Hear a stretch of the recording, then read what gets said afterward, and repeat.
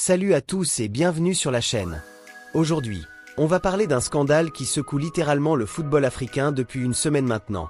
Vous pensiez que la finale de la CAN entre le Sénégal et le Maroc était terminée? Détrompez-vous.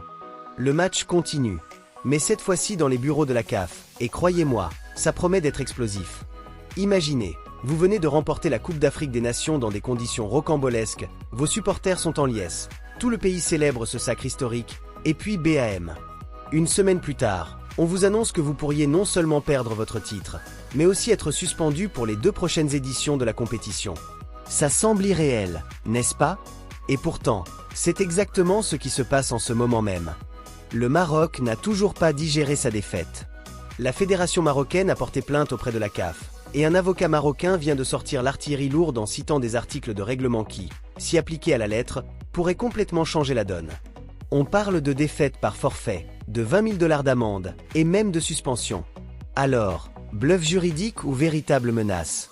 Restez avec moi, on décortique tout ça ensemble. Et n'oubliez pas de liker cette vidéo si vous aimez le contenu, et abonnez-vous pour ne rien rater de l'actualité foot. Bon, avant de plonger dans les aspects juridiques, remettons les choses dans leur contexte. Qu'est-ce qui s'est réellement passé lors de cette finale absolument dingue?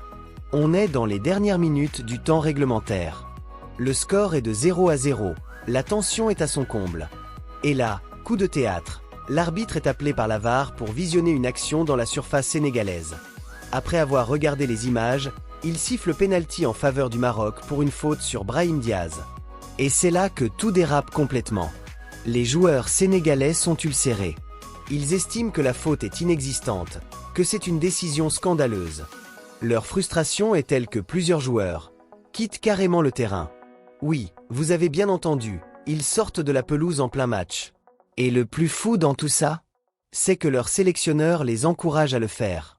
Imaginez la scène, un stade en ébullition, des joueurs qui refusent de continuer à jouer, le chaos total. Pendant 20 longues minutes, personne ne sait ce qui va se passer. Est-ce que le match va reprendre? Est-ce que le Sénégal va être disqualifié sur le champ? C'est le flou artistique complet. Finalement, après d'intenses négociations, les Lions de la Teranga acceptent de revenir sur la pelouse pour que le pénalty soit tiré. Et là, rebondissement, Brahim Diaz tente une panenka, qu'il rate complètement.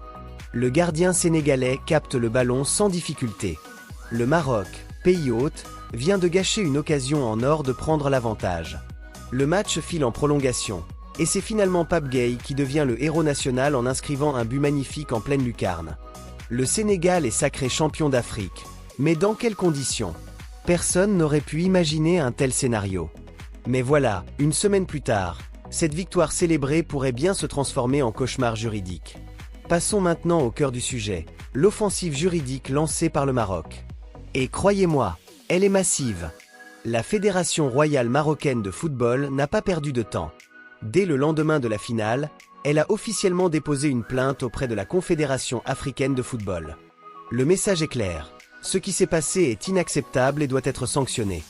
Mais les Marocains ne se contentent pas d'une simple protestation. Ils sortent les textes, les règlements, les articles de loi.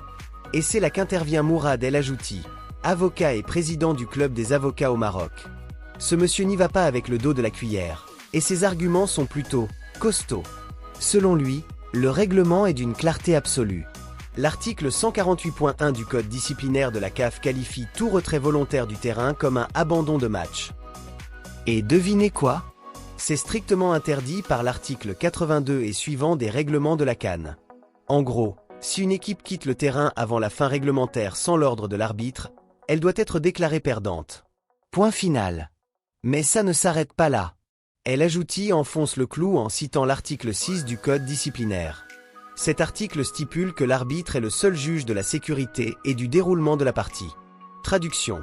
Peu importe les raisons invoquées par l'équipe sénégalaise, peu importe qu'ils aient trouvé la décision injuste, ils n'avaient absolument pas le droit de quitter le terrain de leur propre initiative.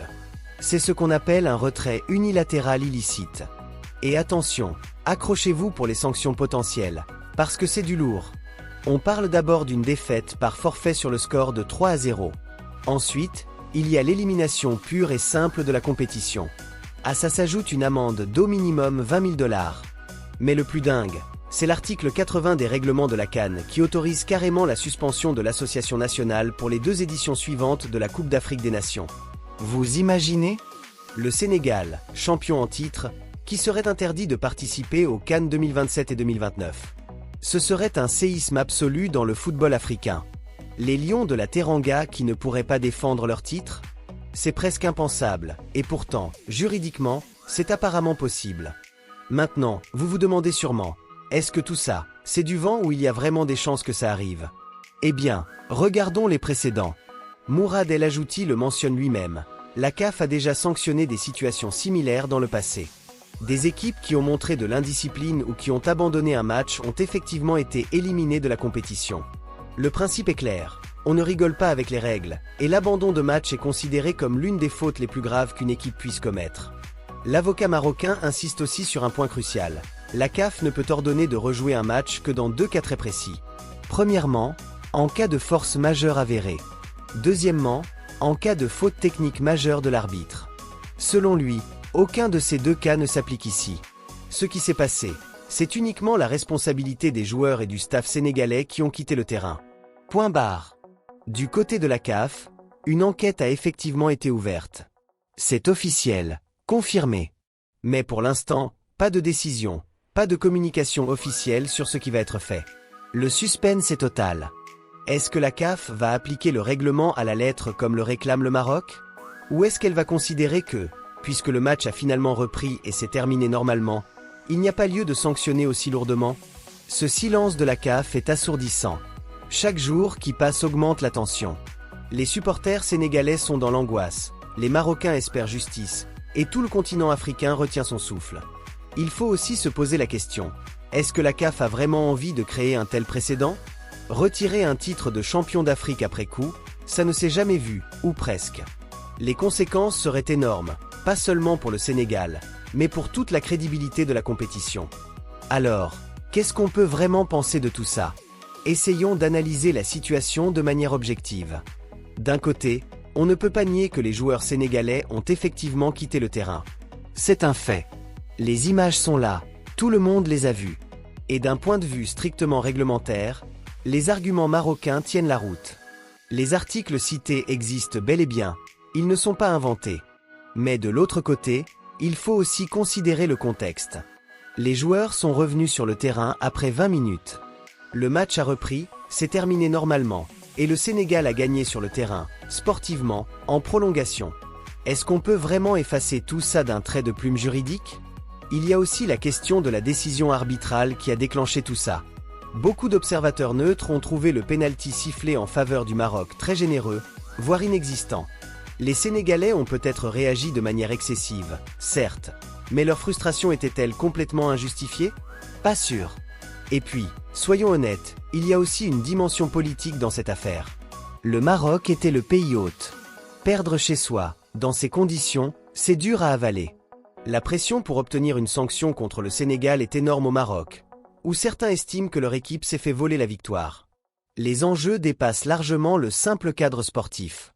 On parle de fierté nationale, de relations diplomatiques entre pays africains, d'image de la CAF et de sa capacité à faire respecter ses règlements. Si la CAF sanctionne lourdement le Sénégal, elle risque d'être accusée de céder à la pression. Si elle ne fait rien ou presque, elle sera critiquée pour laxisme et pour ne pas faire respecter ses propres règles. C'est un dilemme cornélien pour les instances dirigeantes du football africain. Un choix qui, quoi qu'il arrive, fera des mécontents et créera un précédent important pour l'avenir. Voilà les amis, on arrive à la fin de cette vidéo sur l'un des scandales les plus fous de l'histoire récente du football africain. Alors, qu'est-ce que vous en pensez? Est-ce que le Sénégal mérite d'être sanctionné pour avoir quitté le terrain, même temporairement? Ou est-ce que leur victoire doit être respectée puisque le match s'est finalement joué jusqu'au bout? Est-ce que la CAF doit appliquer son règlement à la lettre ou faire preuve de souplesse vu les circonstances exceptionnelles? Je veux absolument connaître votre avis. Dites-moi tout dans les commentaires ci-dessous. Team Sénégal ou Team Maroc? Débattons ensemble de manière respectueuse. Si cette vidéo vous a plu, n'oubliez surtout pas de liker et de la partager à tous vos amis fans de foot. Plus on est nombreux à en parler, plus le débat sera riche. Abonnez-vous à la chaîne et activez la cloche de notification pour ne rater aucune actualité footballistique.